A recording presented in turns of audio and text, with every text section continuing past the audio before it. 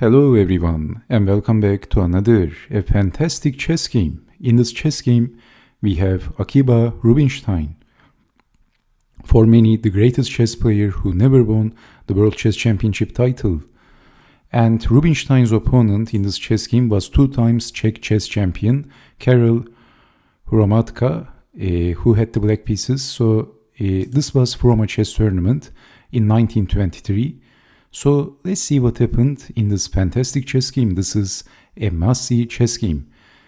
So in 1923, Akiba Rubinstein was not at his peak. He was basically an incredible chess player and almost an unbeatable chess player, invincible player just before the First World War I, the First World War. So especially around 1907 and 1908 until 1914, they say Rubinstein was incredible in that brief time period. So this chess game was played in 1923, and let's see what happened. Rubinstein starts the game with e4, e5, and we have f4, already interesting.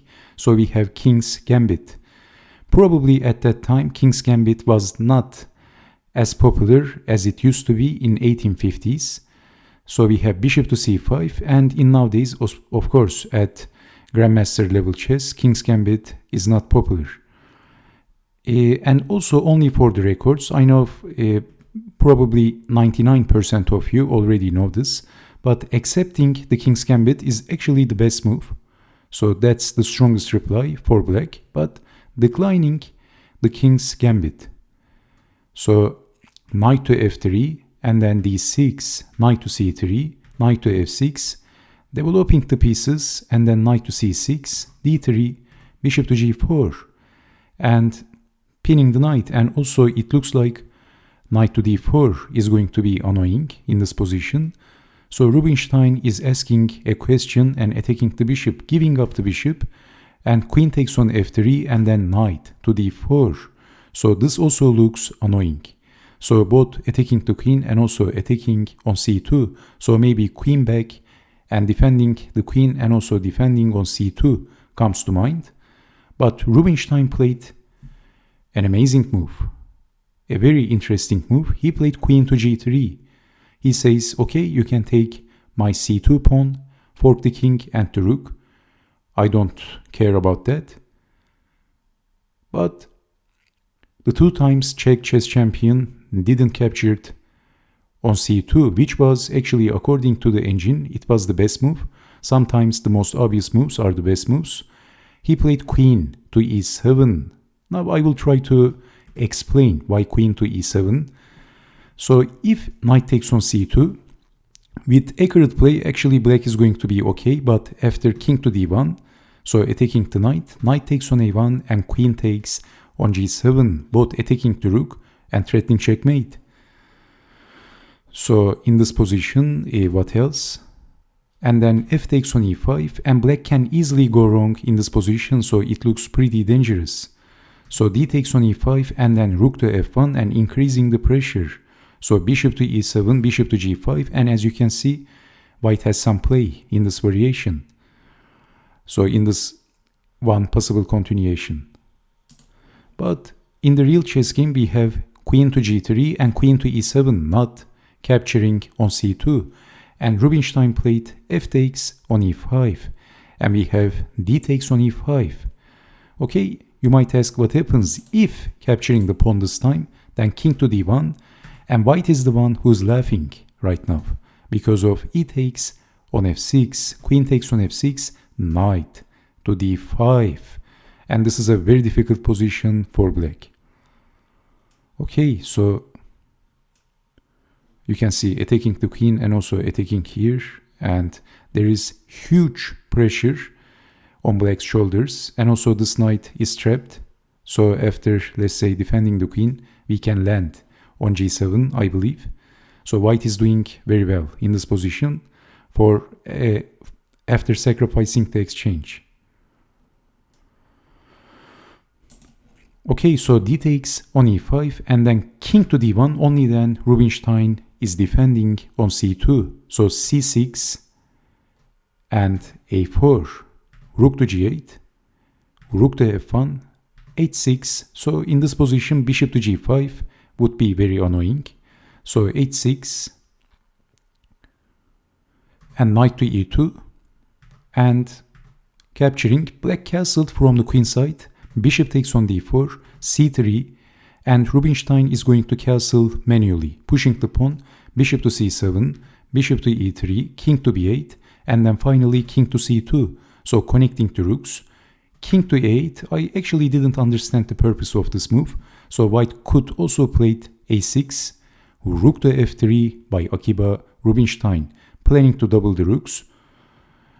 And then knight to d5, a little trick in this position, but Rubinstein doesn't fall for it. Of course, he played bishop to g1. He was one of the best chess players of all times. So only a chess patzer would fall for it. If capturing the knight, then pushing the pawn, and this is going to be a discovery attack, and at the same time attacking the rook. So this is winning for black. So after knight to d5, bishop to g1, and then knight to f4, placing the knight in a very good spot. That's what it seems on the surface, but in this position, white has a very strong move. I wonder if you can guess that move if you had the white pieces. What would you do in this position? So if I give you a few seconds, can you see a very strong move in this position? And that is the top engine move. Rubinstein didn't miss the top engine move.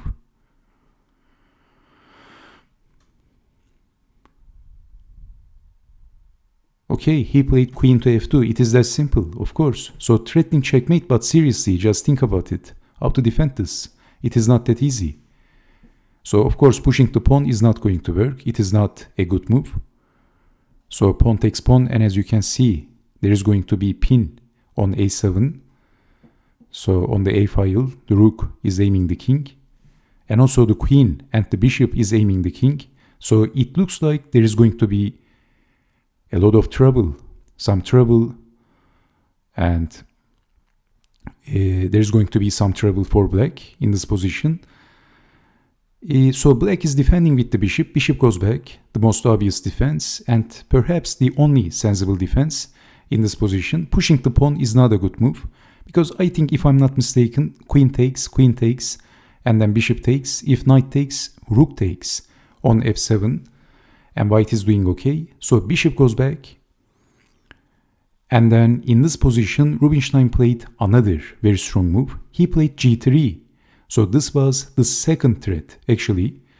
So if knight goes back, let's say knight to h5, then I think bishop takes is winning, because it is going to be forking the knight and the rook.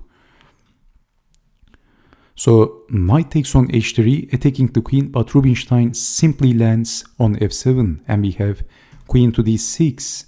So what happens if capturing the queen? Then capturing the queen, and this is a discovery attack to the rook. So after defending the rook and the knight, rook takes on g7, advantage for white. So okay, rook takes on f7, queen to d6, but I think the possible continuation, capturing the queen, was stronger than the game continuation, because after this move, which black missed, Rubinstein has a very strong move. An absolutely bone-crushing move. So again, I wonder if you can spot that move. What would you do in this position if you had the white pieces? If you want, you can also pause the video. It is not a very obvious move, but for my eyes, it is not a very difficult move to find. So if I give you a couple of seconds, can you guess that move? Your time is starting from now.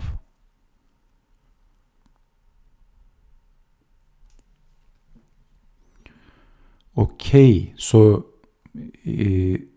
Rubinstein played queen. Obviously, queen is under attack, but where is the queen going? Here, not there, here. What a move! Queen to b6 by Rubinstein. And also threatening checkmate and sacrificing the queen. An amazing move by Rubinstein. So black didn't accept the sacrifice, and black is defending the checkmate threat. But let's see what happens if accepting, then capturing, only defense, rook takes on a7, and then rook takes on b7, and after moving the king, well, there are more than good moves in this position, and bishop to a6 is a very strong move, and black is not going to be able to survive this. So how to defend? Rook to a8, rook to a8, and then queen to b8, rook from a takes on b8, checkmate. So there is no defense in this position, and if a desperate move is something like this, then it is checkmate in one move. Discovered check, double check, checkmate. So okay, it is getting a little bit complicated. So queen to b6, rook to d7, this is why not accepting the sacrifice. And then bishop to c5, another top engine move. All these moves are top engine moves. So placing the queen on f2, attacking the knight with the pawn, landing, and then placing the queen on b6, placing the bishop on c5, all these moves are top engine moves. So, but in this position, black played rook takes on f7. So if queen to c7, queen takes queen, rook takes, bishop takes on g8. And black is ready for another game. And if queen to g6, rook takes on d7. And if capturing the queen, black is going to run to the same problem. So capturing, blocking with the bishop, rook takes, moving the king, rook takes, moving the king, and then bishop to a6. And black is in serious trouble. So, okay. So after bishop to c5, we have rook takes on f7, bishop takes on d6, and we have rook to f2. But if capturing the queen this time, then a takes on b8, a takes on b6, check, only defense, and then rook takes on a7, checkmate. There is no defense, as the bishop also covers the escape square. It's a quite mind-boggling chess game already, isn't it? So after bishop to c5, rook takes on f7, bishop takes on d6, so this is why we have rook to f2, and Rubinstein simply captures the rook, so the rook is in the line of fire of the queen. After knight takes on f2, well, this is winning material for white. Capturing the rook with the bishop is completely winning for white, but there is a better move, more precise and much more accurate, and that is bishop to c5, and after this move, Karel Hromadka resigned. Because if defending the rook, losing the knight, and white is a piece up.